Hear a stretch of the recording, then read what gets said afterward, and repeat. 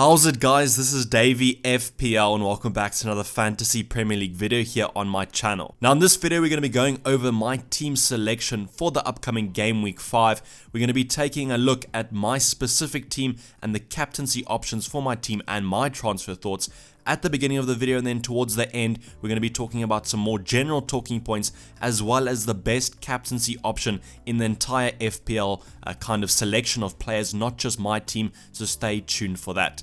Firstly, I just wanted to give a little bit of a review of the Game Week 4. If you have not checked out my Game Week 4 review, go and look at it. So this one's going to be a quick one. We just got 49 points below the average, quite a disappointing week, which saw us drop in rank about 200k places to 333k in the world. So that's the end of the review. Just wanted to give you a quick review, but otherwise check out my specific video for the Game Week 4 review. I'll put it down in the description below.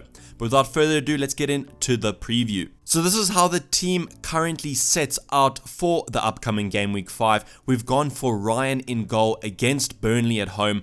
I don't really know what to think about this fixture, as when I talk about my transfer plans, you'll see that I'm eyeing out the Burnley players as they do go on quite a nice run of fixtures. I think the optimum kind of setting would be if I wasn't to bring a Burnley player in right now, and that would potentially allow for Ryan to get a clean sheet and me not to be burned on my transfer too much. So I think bringing in a Burnley player might be a little bit of a hindrance, as it kind of jeopardizes Ryan's clean sheet, but whatever, maybe we can kind of get the best of both worlds there and Ryan gets a penalty save but we still get points from the Burnley players. But right now I think a home fixture against Burnley, hoping for a little bit of some save points there. Ryan has been quite bad with his save points recently. I know he played Man City last game week, so we can't expect too much from him, but I think that we can kind of hope for Ryan to get some more points in his clean sheet departments, as I think Pope is kind of overshining him a little bit in that keeper department, and I think a lot of us who went for Ryan are kind of hitting ourselves on the back a little bit that we didn't bring in Pope from the start. But whatever, it is what it is. I'm not going to waste a transfer on a goalkeeper, so Ryan comes in hoping for some save points, but nothing more than that. In defense, we have 4 at the back for this game week. Currently, could maybe change come the deadline for Game Week 5, but right now I have Lucas Dean against Bournemouth away.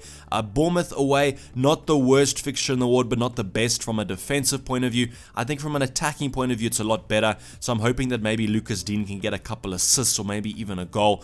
But with the clean sheet, I'm not hoping for too much there. I think it would be potentially nice.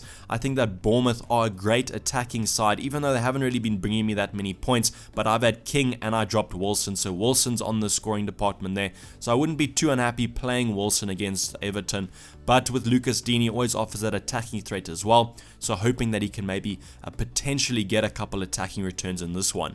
Then we have Robertson against Newcastle, and I'm really hoping for a clean sheet here, and even more with Trent Alexander-Arnold performing so well in the previous game weeks. I'm really hoping Robbo can get on the attacking returns here, an assist or a goal, but basically if he gets a clean sheet, that's going to be enough for me. Newcastle at home, Liverpool should be keeping a clean sheet. I know they haven't been that great defensively, only keeping their first clean sheet of the season last game week, but I think at home against Newcastle, a side that is potentially struggling a little bit attacking wise and defensively, I think Robbo should be getting tons of points in this one. A touch wood he does. He's probably going to be getting another 2-point appearance here now that I've said that. Comes off the end of an international break where he played maximum minutes. A little bit of a disappointing result against Belgium when they got quite thrashed, but I don't think we can blame Robbo for that, and I don't think that's any depiction of how he is as a player. I think coming into that Liverpool lineup, it's a completely different team, so I'm hoping that he can get some better form in that one. Then we have Man City with Zinchenko against Norwich away, a tough fixture. I know there's quite a predicament whether to start your Man City defenders or whether to play Pukki. I'm currently doing both. With Zinchenko, there is this threat of Benjamin Mendy coming back. It's been quite a talking point this game week, and I will go more in depth into it later on in the video, but I just have to play Zinchenko at the moment. I'm willing to take the risk. He's come off an international break where he scored 2 goals. He does play in midfield for Ukraine, so that's something to note. So we might maybe see Zinchenko playing as an out of position player for Man City, but I don't really think so. I think Man City's midfield is a lot better than Ukraine's midfield, So I think Zinchenko will kind of be restricted to that left back position. As I said, with Benjamin Mendy, might be a little bit of a risk of rotation there, but I'm just hoping he plays. And against Norwich away, as I said, a tough fixture as lots of us have Pukki. So I don't know if I'm banking on the clean sheet in this one, but I'm kind of hoping that one of either Pukki or Zinchenko gets a return.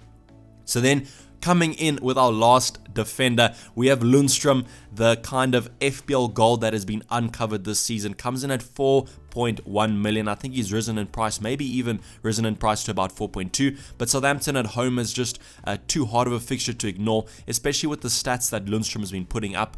As I said, he is an out of position player, so playing in that midfield for Sheffield United has been getting on the end of some crosses, goal chances, and even some assists. So I'm hoping Southampton at home is quite a good fixture. I think it is a potential clean sheet for Sheffield United. They've been quite good defensively, usually keep things quite tight at the back, so I'm hoping that maybe we could get an assist and a clean sheet from Lundstrom. Kind of clutching at straws a little bit there, coming in at 4.0 is quite hard to kind of amass a double-digit haul there for him, so I'm just hoping to get something out of Lundstrom, as I think he has more potential of getting points than the other players on my bench. Then coming into midfield, we have Mason Mount, the player I bought in last game week. Didn't perform last game week, but not a train smash there. Comes in quite cheap, about 6.5 million. And Wolves away is a tough fixture, but Wolves recently in the Premier League have not been performing up to scratch. Defensively, maybe they've been keeping things a little bit tight, but they don't offer much going forward. And I'm hoping that maybe Mason Mount can get a couple shots. He's been getting a lot of good attacking stats for Chelsea, and Chelsea have been playing an overall attacking game with their youngsters up front. So I'm hoping that Mount can get in with an assist or a goal that could reward me maybe for bringing him in last game week. Then we have De Bruyne against Norwich. A lot of you probably know that, as I said, he did play against Scotland, did play against Andy Robertson midweek in the international break, and in basically the first 30 minutes he had a hat-trick of assists. Managed to finish the game with 3 assists and 1 goal, so he's in absolutely stellar form, and I'm hoping that he can continue this into the Premier League. And I think Norwich away there's not really a better fixture. Maybe if it was Norwich at home, but Norwich are defensively very woeful, especially with their defenders being out injured. So I'm hoping De Bruyne can get even better returns as he has been doing. Just so happy to have him in my squad. Coming in from the start, he was in my Game Week 1 selection side, so very happy with how he's been performing, and I think I'm expecting quite a lot of good things from my Man City players as they do have Norwich away. Then we have Salah against Newcastle at home. Historically, Salah has done quite well against Newcastle, usually gets a goal or an assist, and I think at home Liverpool are a lot better than away, so Salah can hopefully be getting some returns. I know that Newcastle is usually a tough side for Salah to play against, as they do mark him quite tight, and I think they're going to be stacking a lot of men in that box of theirs. So Salah usually struggles to get through them, but I think that we can maybe hope for some shift as Mane's been in good form, as well as Roberto Firmino, so Salah won't be that isolated and maybe even get in behind that defensive line and get a goal. So I'm hoping to get some things for Salah. I'm not expecting as big things as I am for my Man City players, but I do think that Salah will still do well this game week. Then we have Sterling, who's currently my captain. Out of my squad, I think he's my best selection. It's a little bit tight between him and De Bruyne, as they both have come off international breaks, playing a lot of minutes. But I think that Sterling is my best captaincy option this game week, and probably who I'm going to be going for come the Game Week 5 deadline. Came off a great international break as well. Played a lot of minutes. I'm not really that favored for playing a lot of minutes there, but I think that he should still do well. So as I said, Sterling probably going to be my captain this game week, and I'm hoping that he's going to be getting on the goal scoring form again. I know over on Twitter he did say that he's going to be trying to aim for 1 goal every single game week. Last game week was a little bit disappointing, as Man City did with 4-0 and he got no returns, so I'm hoping this is going to be the opposite, and he's going to be getting all 4 goals for Man City this game week. Then we have Josh King, who's probably going to be my transfer out this game week, so I'm not going to be talking too much about him. He does have Everton at home, which is a tricky fixture, as I do have Lucas Dean in defense, and King has not really been performing that well for me. Wilson is the better option, but he is the more expensive option, and I think bringing in Pukki was a better option for me over Wilson. So King, not the worst fixture in the world, but I do think I'm going to be transferring him out, so I'm not going to be focusing on him that much. Then we have Pukki against Man City at home. It is at home, so Norwich are a little bit better attacking wise at home than away, so I think that might be his saving grace. I know a lot of managers are potentially benching him this game week, but I think that if he has scored against the likes of Liverpool and Chelsea, he might as well just score against Man City to continue that kind of top 4 scoring run. So I do think I'm going to be playing him. I just think that he has better scoring potential than my other bench players. So a little bit of conflict of interest there, as I do have a Man City defender as well. But as I said, I'm just hoping that maybe one of Zinchenko or Pukki gets a return, and I'll be perfectly happy with that. In terms of how Pukki's been performing, I think a lot of managers are kind of jumping ahead a little bit after not scoring last game week against West Ham. I know it's kind of a favourable fixture and we were expecting him to score against West Ham, but I think for the season he's going to be scoring a ton of goals, and I'm really happy to have him in my squad. In terms of the bench, Button, I don't have to talk too much about him. Ake on the bench, I wish I could transfer Ake out, but I simply don't have the transfers. I only have one free transfer this game week, so Ake gets a spot on the bench. I just think that against Everton are more likely to score than, say, the likes of Southampton, so I'm willing to play Lundstrom over Ake. Greenwood on the bench against Leicester, I don't think he's going to be playing, especially if Martial's back from injury. And then with Dendoncker against Chelsea, just kind of a bench fodder player since the beginning, so I'm perfectly happy with having him on my bench. But let's go on and talk about my transfer options for this upcoming game week. So the two players that I'm potentially looking at bringing into my squad, and come the game week 5 deadline, probably one of these players will 100% be in, is either Barnes or Haller.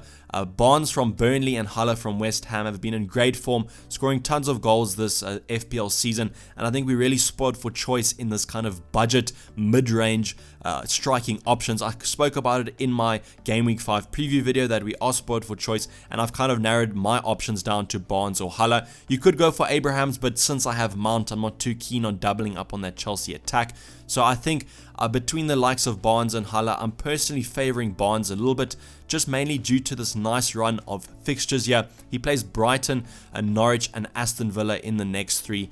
Everton at home is not the worst fixture, as I said, but I do have Lucas Dean, which could be a little bit of conflict of interest there, but he does have quite a nice run till about game week 14. When, in terms of Haller, he does have favourable fixtures, but there are a couple red fixtures here and there. I do think that the green fixtures are very favourable for him, but I think that this could be potentially a move that I make this game week to kind of conflict with Barnes' upcoming 3, and then bring in Haller maybe later on in my FPL season. In a perfect world, I would have a 3 striking department of Barnes, Haller and Pukki, but I'm not willing to play my wildcard there to get that lineup just yet. Maybe if Haller goes on a massive scoring streak, I might look at bringing him in and potentially wildcarding, but not today. So some of you are asking me if I'm going to be wildcarding, and obviously I'm not. I'm just looking to use my 1 free transfer, no hits this game week, and kind of just assess after this international break how my FPL team's getting on.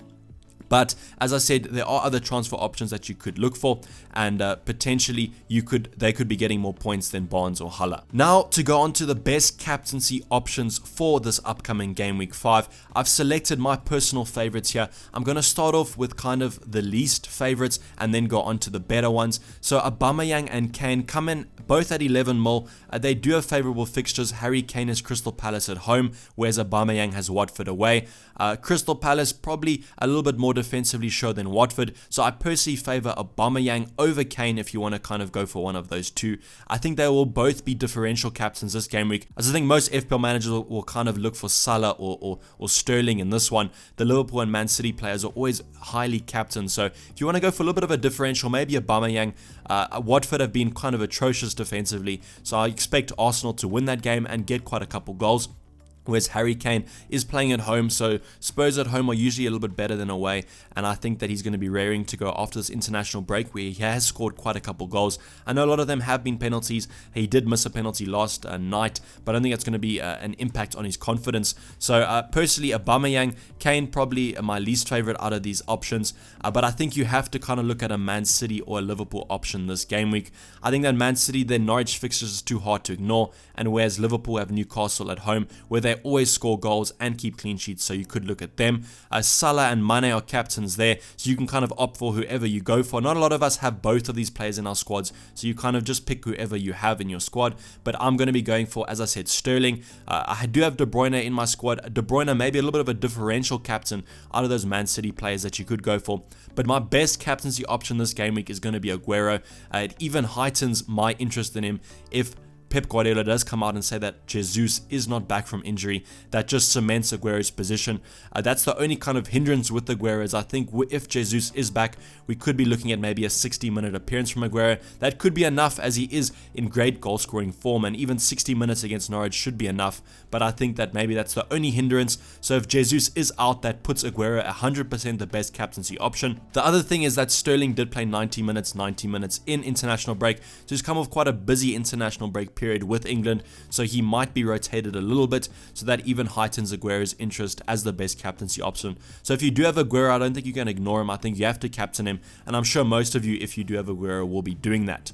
Now, going into some talking points of the upcoming game week 5. The one thing that I wanted to note is about this man Zinchenko here. Benjamin Mendy has released an Instagram post where he did say he was, quotations, ready, whether that be ready to start or ready to kind of get into full training. I know he has been in training with Man City, but you know, he has been posting ready quite a lot in his past seasons with Man City. So I think we'll be paying close attention to Pep Guardiola's press conference, where he does give us more information about if Benjamin Mendy is ready to come back. I know previously he did say that he wants Mendy to be training with the squad for about a month before he puts him in the lineup, but I do kind of have a hint of suspicion that Norwich away is just too good of a fixture not to kind of offer a little bit of rotation there, and we could see maybe some players coming in that we don't usually see. The likes of maybe Cancelo could have a starting appearance for Man City.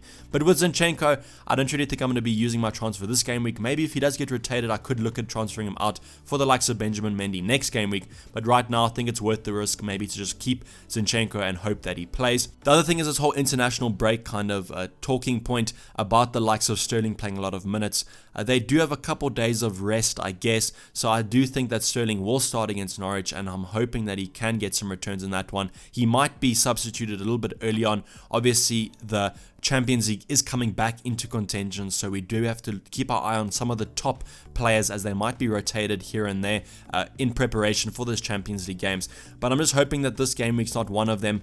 With Salah and Mane, they have been rested over the international break, so that could heighten your interest in captaining them, and definitely one to keep your eye on. But I'm going to be paying close attention to kind of the press conferences, and we're going to see what managers say about the fitness of these players and if there are potential niggles or injuries here and there.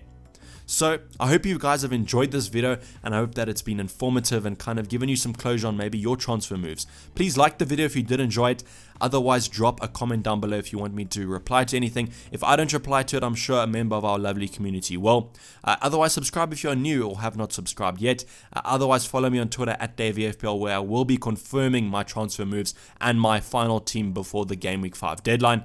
But otherwise, I'm going to be signing off. This has been Dayvy Fpl, and I'm out. Cheers. Bye.